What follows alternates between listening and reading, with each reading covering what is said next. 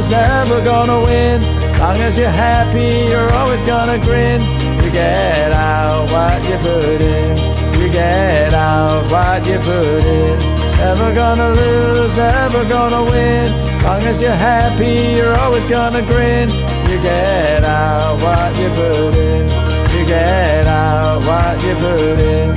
You get out what you put in. Oh my goodness, it's Cheryl Sharp. Hello. Hi. How are you? Yeah, I'm good, thanks. How are you? Yeah, absolutely. Delighted to have you on. And I'm going to do a bit of full disclosure first of all, because I've known you forever. You were my very first customer when we were doing M-Trio, the practice management software. I don't know how many hours we spent trying to work it all out, but oh my goodness. And you were so lovely. And we got it to how it was absolutely working. And then we pulled the plug. So I really do apologize for that. But your business, you've gone from just little old you or little young you to where, how many staff have you got there? Team of 8. Wow, that is incredible. And that's why I wanted to get you on the show today, because you're a beacon for all those other early start Cheryls that are sat there thinking, oh, how do I get here? How do I get there? And you know, we look at you and think, oh, she's an overnight success. But there's a few sleepless nights, a few tears and a few headaches and stuff like that. So that's why I'm excited to see you today. So tell us a little bit about yourself, please, Cheryl. Yeah, so for those of you who don't know, I'm Cheryl Sharp. I run Pink Pig Financials. We've been going for 9 years now, which feels crazy. So I set up originally in 2014, and it was just me in my bedroom. Was it CS? Was it CS accounting or something? The CH accountancy. CH accounting, yeah. Because you had a different name, didn't you? We did, yeah. I went with the traditional boring. Sorry. I went with the traditional name initially because I didn't know what else to call myself, and everyone used to go, "Oh, how do you spell Cheryl?" And I'd be like, "Cheryl with a CH." So it just stuck. But I think from day one, it was not a traditional accountancy practice. No, not at all. I think my thing is I've always had to look outside the box and look for solutions, because I started off working on a Mac. Nothing works on a Mac. So it kind of drove me from day one to look for like the new thing, what's coming in, how can I do this better kind of thing. And I think that's kind of what's driven me a lot in that side of things. But yeah, so I set up on my own in my spare bedroom, trying to work around the children. I was on my own at the time with my 2 boys. And I just wanted to pay the bills. I didn't want to be reliant on anyone for money, and pay the bills, but be there for the kids. And it kind of grew massively. Absolutely. And one of the things I love about what you do is you know your niche and you stick by it. And you've changed your name to Pink Pig, and you've changed your website as well. I did love the one with the cakes, with the mum making cakes. It was absolutely perfect branding, and that's it. And you're unashamedly a mumpreneur working with other mumpreneurs, and that's why you're brilliant, because you know exactly who you're helping, and it's other people like yourself, isn't it? It is. It was, I think, when I first started, I didn't have a huge amount of confidence, and I moved to a town where I knew absolutely nobody and didn't really know how to find people and who to work with or anything. I'd been promised some work from my old firm that I had previously worked at, which then never materialized. So I really was starting from scratch and couldn't network because I was on my own with the boys and there's no childcare, silly o'clock in the morning or evening. So it was a case of trying to find people like me, and because I knew that they'd get where I'm coming from, but then at the same point I knew where they'd come from. So I kind of wasn't intentional as such working with other mums, but it kind of was intentional, but I just didn't realise it. It was more a case of I was just drawn to people like me trying to do similar things. And yeah, it kind of then grew from there. And then we went down the whole family route. And I think we wanted to niche a little bit more that family isn't just your average mum, dad, 2.4 children. It's the family you build around yourself. So that's kind of where we're at now. And it has evolved over time. And we've kind of got more and more honed in as we've gone along. And as the team's grown as well, because my team's not all mums now, but we're all trying to build that flexible lifestyle that suits us. So that's what we want to give for others. Yeah, no, superb. Now, when you first started, did you have a thought, a goal that you would be a strong team? No, I just thought it'd be me on my own forever. I'm not that person. I don't do that sort of stuff. I just want to do me. So take us back, because this software that you bought from us was pretty incredible, and it did everything for you. There was serious investment in not only the cost, but also time and things like that. So you must have been thinking, hang on a minute, I want to take this to the next level. But where were you at that point in time? Yeah, so I think at that point it was just a case of I'd finally realised I couldn't do it all on my own. Yeah. So I can't remember if I had one or two members at the time when we first met. I think it was just one. And she was part-time. Yeah, and we was just trying to work out the best way of us working together, but also keeping track of everything, because my little old spreadsheet, which was fine at the beginning, just wasn't cutting it as we grew. So yeah, but I still didn't have big ambitions, still didn't really believe that I had a business that was worth growing or worth doing more to. It was just a case of I think I was just riding it and going with it, basically. And isn't that what we all do when we start? Yeah. Although, to be fair, if I started again now, knowing what I know, then I would have a plan. Okay. That makes sense. Yeah, it makes perfect sense. So if I came to you, all right, as a new business, and said, hey, Cheryl, what should I be doing in my new business? Because I want to be like you, I want eight staff, etc. What would be the key things that I would have to do? I think take some time out to really think about what you want and what you want out of your business. So what do you want your business to give you? And don't just limit yourself to, oh, I just want this or I just want that. Really dream big. Okay. And think about, oh, wouldn't it be amazing if I could do X? Wouldn't it be amazing if we could do this? Or, oh, this would be amazing to achieve, or whatever it is. Dream big, and then that's where you're going. And don't be afraid to dream big, because you are capable of so much more than you realize. And that is something that I have hugely learned over the last 9 years. So you're dreaming big now? Yeah. Okay. Yeah. What are your dreams now, or are you not allowed to tell us? No, I can share. We want to move abroad. That is my ultimate goal. My husband and I, we want to move abroad and I'm sure if anyone who knows me, they probably have heard this already. We want to move to Cyprus. We just love the country. We got married out there and just love the lifestyle. And I love the sun. I'm going to say it's a little bit warmer there today than it is here, hey? Yeah, I cannot cope with this weather. I hate it. So yeah, that's the thing. And I want the business to run without me. Yeah. I don't think I'd ever fully be able to pull back, because I love working and I love doing things, and I think I'd get bored. But yeah, I want it on a day-to-day basis to run without me. And yeah, I've got some other big goals and dreams as well. Absolutely.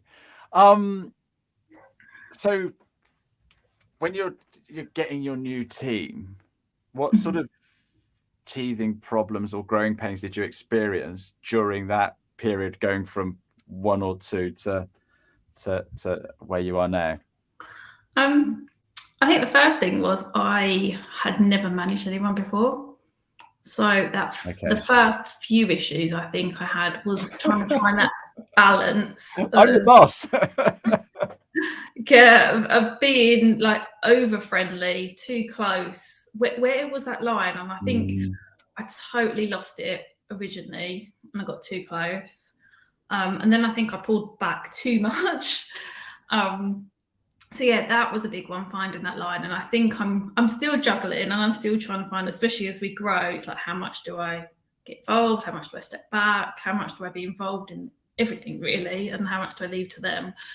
And I think, I mean, we've got a really, really robust hiring process. It's really long and arduous, but it's because we want to find the right people, and everyone who's gone through it has shown commitment to me and Pig Pig, and we've also shown commitment to them, which has really helped us to find the right people. So who built that robust system then, Cheryl? Me. Well done. With a little bit of help, I did steal things from my marketing team, PF. The team have helped as we've grown. The team have given feedback, so we've tweaked things. So initially, the test that we asked the candidates to do, the feedback was it was horrible and too hard, and it was just really scary. So we've changed that around now, and we've made it probably less daunting. So it's a two-way thing, feedback and just growing with the times. Yeah, you've got to give a shout out to Karen at PF, because that's the other thing, isn't it? You're an accountant, you know numbers and stuff like that, and you know you may not be so good on the marketing. And we've got a question here from Vishali. Says she used to live in Cyprus, so she can point you in the right place where to buy. She probably knows some real estate agents and solicitors and what have you. And Mihal wants to know, how do we get new clients? So again, that's down to some decent marketing, isn't it? And we also worked with Karen with the business back along, and so yeah, she knows her stuff. So she's your marketing. You outsource your marketing to PF, is that right? Yeah, we do. But on a personal level, speaking to other business owners, and not necessarily direct accounts of business owners, has been really helpful, because you can see what happens and they do in other industries and work from there. So definitely building that network where you can speak to other people and get experiences and share things really has been valuable for me. Yeah. So where would Mihal get his new clients then? I think, first of all, I mean, we've niched, and I know niching is not for everybody, but it is. I believe in it. So it's working out who your ideal customer is, where they're hanging out, and then go and join them. And that's what I did. Yeah, absolutely. The mums would go into WIBN, Women's Business Network, at lunchtime. So I went and met all the mums. Yeah. So find out who they are, work out who your ideal client is, and go and find them. Go and hang out with them. And then you've got an affinity with them, haven't you? That's the thing. Exactly. That's the thing. We've been talking about this interview for a few days, and everybody that knows me knows that I love listening to podcasts. And we found this podcast. It's brilliant. It's brilliant. Do you want to explain in your own words what the podcast is about, please, Cheryl? Yeah, no, of course. So I am a domestic abuse survivor, and I went through some really rubbish stuff. But it wasn't just a typical, when you think of it, somebody going through that and experiencing it, you just think of somebody being black and blue, and you don't think of all the other types of abuse there are out there. So I wanted to kind of shed a light on the other types of abuse and shed a light on my story, because I've worked a lot on myself over the last 2.5 years, and it's had such a difference on me, but also on my business. So there's a reason why my business it grew to 4 in 7 years, and then in 2 years we've doubled, because my mindset is a lot different. And I think I just wanted to share my experiences, share what I've learned, and hopefully inspire somebody, give somebody hope, first of all, that things can get better, but also inspire people to see that there is life after those situations. You can go on and achieve things. I mean, I'm doing it. So there's a lot of that to it, really. And this is just the beginning. I've got loads of other ways I can help people and raise awareness and things. I think just standing up and saying, "Hey, I've survived domestic abuse," I think that's just opened up some doors already. Yeah. And I never knew. I've known you forever, like we said earlier. And now you're saying all of this that has happened and what have you. Yeah, I've seen you growing, but I have seen stratospheric rise over the last couple of years. You're doing talks at Xerocon and stuff like that, and you're well known, etc., etc. And it's sort of like, wow, it's like you going through what you've gone through, and or the stuff that you've done, and we're not going to have time to talk about that today, but I know it's going to be on your podcast. But it's like someone's said you can do whatever you want, and you don't have to worry about anything. I think it's like they've given you wings or a turbocharger. It's and watching you, I just sort of like think this is what happens in business. But now you've said all of that, it's like, oh my God, she's just been set free. It's incredible. It's incredible, Cheryl.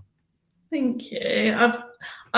I hit rock bottom about 2.5 years ago, and that's kind of when I was like, I need some help, and that's when I asked for help, and I realised that actually asking for help is not a bad thing, and I've had the support and help. I mean, my husband now, who is not the person that I experienced it with, I'm just putting it out there. He has been incredible, and he gave me that first step of building my confidence back up and everything.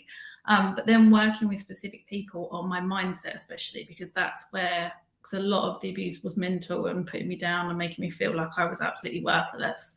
So I needed to retrain my brain. So a lot of the work I've done has been around that and starting to believe in myself and think that I can actually do this. So since working on it, yeah, I've had more confidence, and I've kind of turned imposter syndrome around on its head a little bit, and like, well, if I'm feeling this, it's because I'm pushing myself, and hey, let's go and push myself even further and just really see where I can go. And yeah, I guess it's going back to the beginning again, where I don't really have a plan as such. I'm just riding it and going with it. But well, you're already getting people talking, and your post the other day, the comments there were lovely, and I messaged you, and you obviously know this, but people listening won't know this. But I actually messaged you and said, look, you're coming on the show to talk about your accountancy practice, but did you want to use it as a springboard to start your podcast off, and that's why we're talking about domestic abuse right now. It's because your podcast is out. We're second episode was out today, which I listened to this morning. You share everything, don't you, in your podcast?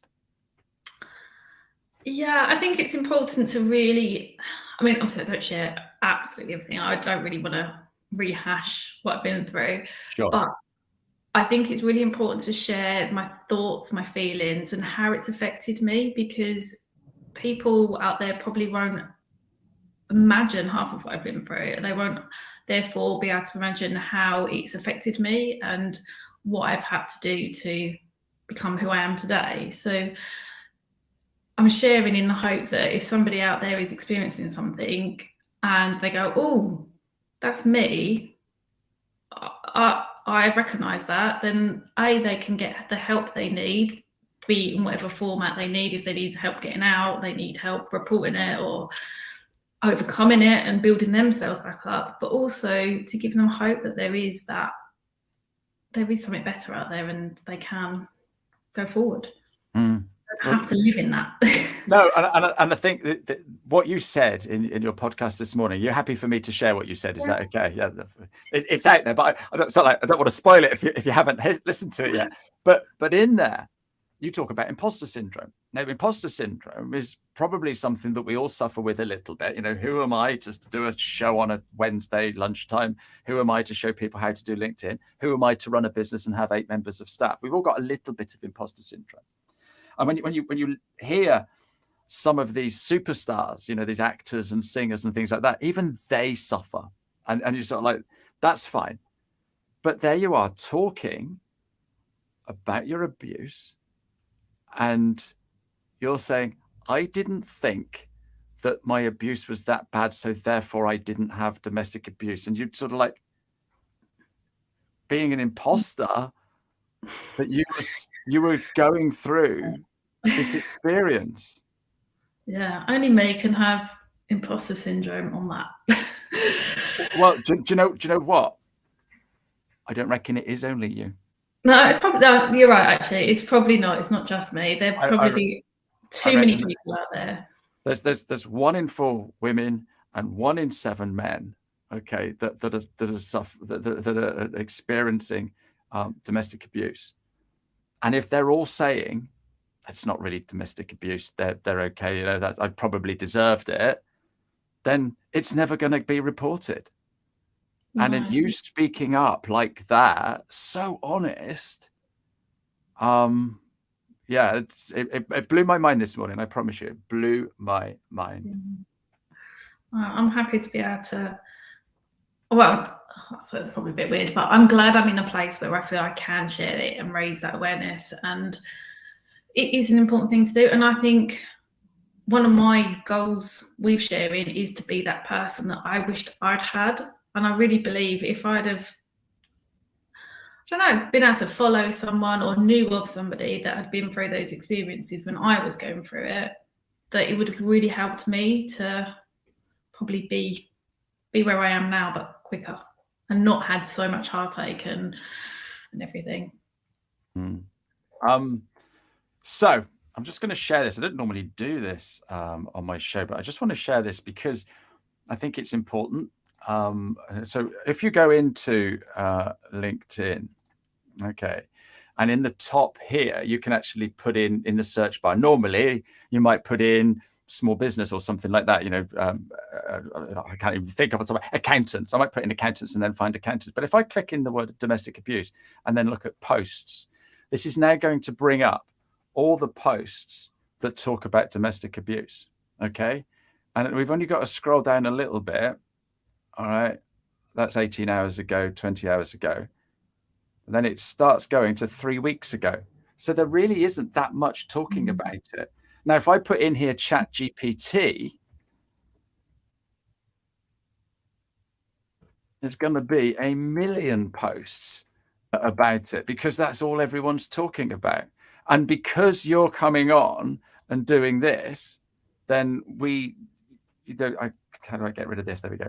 Because you're coming in and talking about this, hopefully when we do this in a week's time or 2 weeks' time or a month's time, there'll be a few more people talking about it. I put my post today was about me talking to you, some facts about domestic abuse. And I've not had the normal amount of engagement that I normally get. Yeah. It's a shame, but I do kind of get. It's a taboo subject. We don't talk about it. I am so out of my comfort zone today talking to you, but because you're a friend and we've had a few chats offline, you're holding my hand as much as I'm holding your hand today. How do we get more people to talk about it, Cheryl? I think it's sharing experiences when you feel comfortable to share it, because I appreciate that it's taken me, my 15 odd years to be able to actually start speaking about it and share it. And I hadn't even told some of my closest friends. So I think some of them have been really shocked by me coming out, and I probably should have spoken to a few of them first, but never mind. That's just me. It's easier sometimes, isn't it, to share with people you don't know? But it's not just you.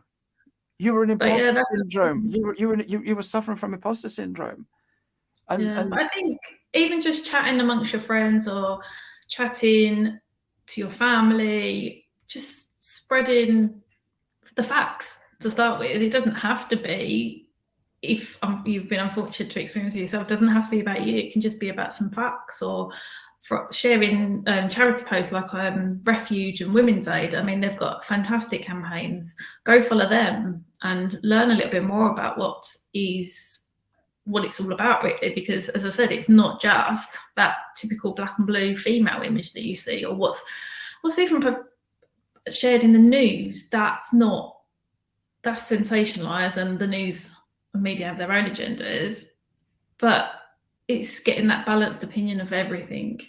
And yeah, I've just seen one of the comments come through from Vishali. It needs to be normalized. That's very true. Yeah. But we never used to talk about depression and mental health. And that's all changed, and we talk about that now. The Me Too movement, we never used to talk about that, and that's happening. So this is just something else we need to talk about and make people aware. And you said that it was 1 in 4 women and 1 in 7 men. I know quite a few married couples, and you're sort of like thinking, that's when it brings it home. Yeah. That's when it brings it home. And you're writing a book? Yes, I am. And yeah, I am actually in the book going into a bit more detail of what I've experienced, but the main premise of the book will be the same as like the podcast and everything else that I'm doing, is the lessons that I've learned, what I've been through, my journey since leaving that situation, and everything that's happened since, and how I've used my experiences and asked for help and everything like that.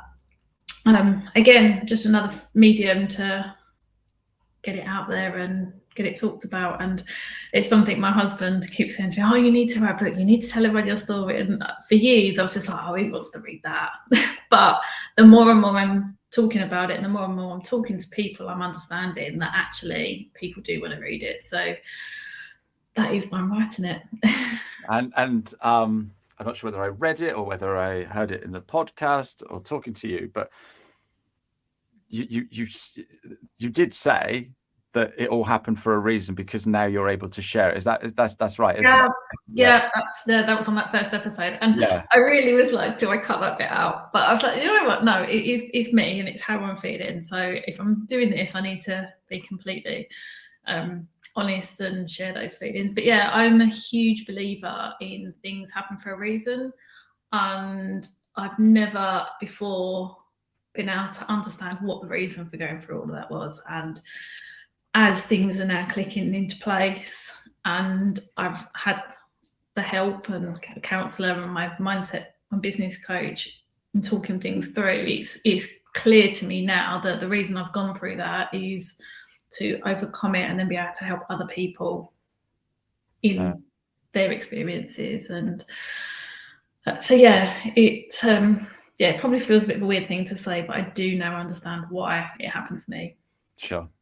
And you're saying all of that with a lovely smile on your face as well, Cheryl. So I think that's the most heartwarming thing. I could chat to you all day. We've run out of time. Thank you for being an awesome guest. I was looking forward to this, but I was also dreading it. Okay. Bless you. I think the same, actually. Yeah. But I think that went absolutely beautifully. I'd love you to come back. I do another show, not for accountants and bookkeepers. If you want to come there to a different audience, you're more than welcome. Yeah, thank you for inviting me to be part. No. Well, like I said, I invited you because you're an inspiration for what you've done in the bookkeeping and accounting space.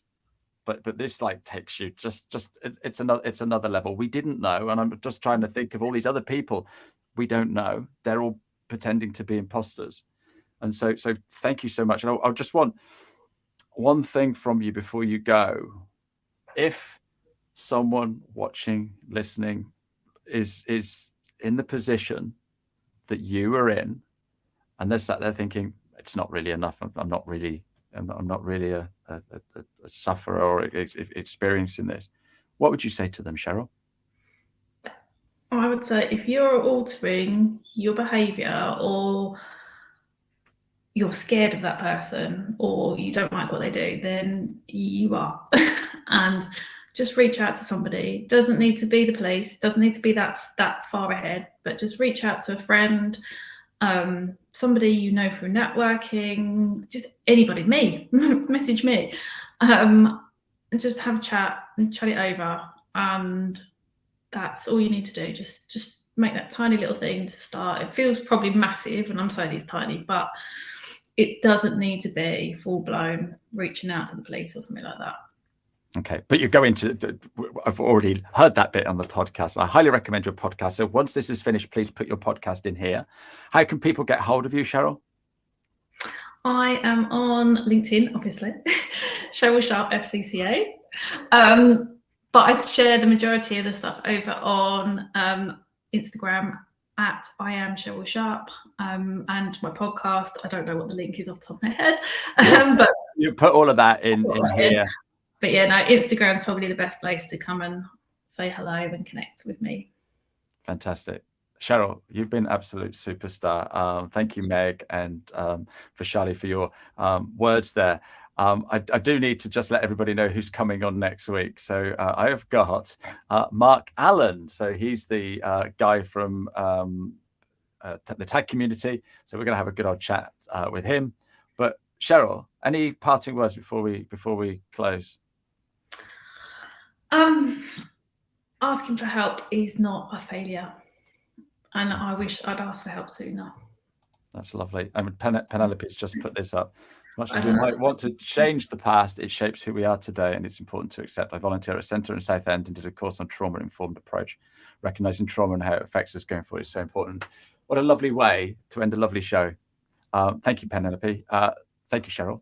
And thank you to everybody who's watching and listening. And we'll see you next time. Thanks very much indeed. Bye-bye. You get out what you put in.